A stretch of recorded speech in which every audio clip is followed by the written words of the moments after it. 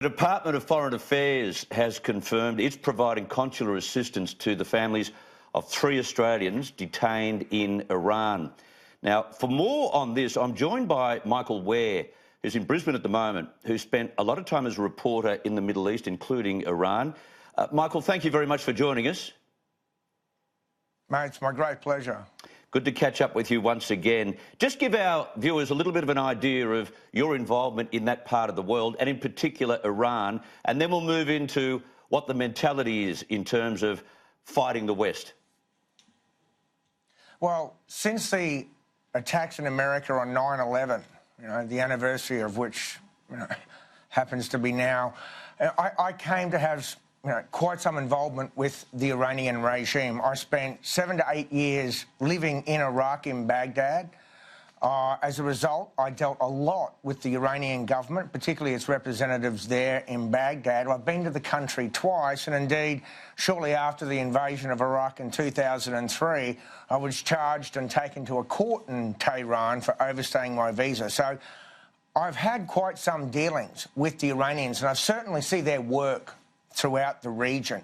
So I do have some idea of how they operate. OK, when you say you were at a situation where your visa had expired, was that what they were claiming, or had you actually stayed in Tehran with an expired visa? Well, I actually entered the Iraq war via Iran. At that point in 2003, while Saddam was still in control, all the borders had been shut, and the only one I could access was the Iranian border. So I left Iran on my visa, and it took so long for the invasion of Iraq that when I left again through Iran, technically I'd overstayed. Okay. Fortunately, the Iranian court smiled upon me, and I was able to come to an arrangement, and I wasn't imprisoned or fined, and I was able to leave the country on that occasion. But, I've seen these guys up close, and I see how they operate in the field with local paramilitaries, and I can tell you, the Iranians are some of the best operatives within the region. When you say best operatives, the meanest? The baddest? The best. The best. I mean, OK, take, for example, the Iranian Special Forces Unit, known as the Quds Force or Jerusalem Force. Now, Iran is the only country on the planet that has 2 militaries. It has an Army, Navy and Air Force to protect the country, and then it has an Army, Navy and Air Force called the Revolutionary Guard Corps, which protects the revolution.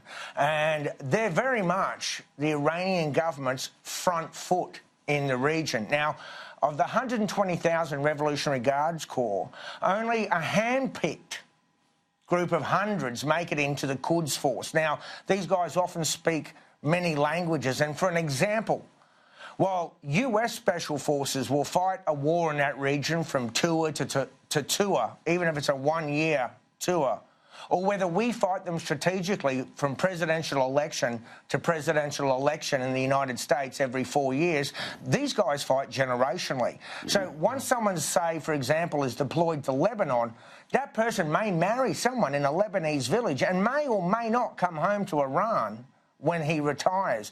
That's the level of commitment. And when I say best, I mean, these guys really know what they're doing. OK. We know what Australia has been doing recently. About 3 weeks ago, we teamed up with the United States, as we normally do when asked, to join this allied force in the Persian Gulf, in the Straits of Hormuz. This has a benefit for just about everyone in this part of the world, because we are trying to make sure that no more of these oil tankers are being hijacked, which, of course, is what the Iranians have been doing of late. Now, do you think because we've teamed up with the US, they know they probably can't win any kind of war in the Persian Gulf, not on their own anyway, and they know that they're being really harshly dealt with by the sanctions that are in place at the moment? Do you think this is their way of punishing Australia, finding 3 Australians and locking them up? Well, that's certainly a question that has to be asked. Now, as you say, the US administration is currently applying a policy of maximum pressure on the Iranian government. It is trying to apply pressure in every field, from diplomacy, militarily and economically, and that's where the sanctions come in. Now, the Iranians are never slow to react. And in this case, in response to the sanctions, they've been putting pressure on oil tankers passing through the all-important Straits of Hormuz. So that's a form of retaliatory pressure. They've even taken possession of 2 tankers, 1 British flag. Now, one can then ask, what's the role of these Australian detainees? And one would have to suspect that they are somehow involved now in the grand Iranian chess game over the sanctions and over their other military and security aspirations. Let's not forget, this is part of the Iranians' bread and butter. I mean, there has been a slew of American and British prisoners who have been taken. Dual citizens who hold a Canadian and an Iranian passport have been taken. They've been journalists, a pastor, they've been ordinary businessmen and women.